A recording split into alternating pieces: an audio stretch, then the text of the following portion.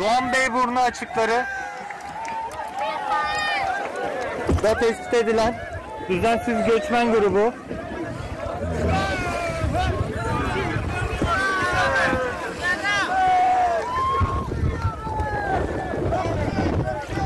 Türkçe bilen var mı?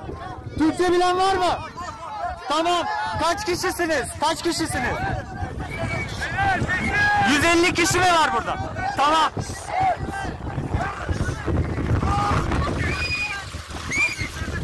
Tamam. Geri mi ittiler sizi Sisam? Geçmiş, adaya geçtiniz mi? Adaya geçtiniz mi adaya? Tamam. Tamam, şimdi büyük bot da gelecek, hepinizi alacağız. Sakin olun. Tamam. Bot yolda, 2 bot alacağız sizi. Tamam. Sağlık durumu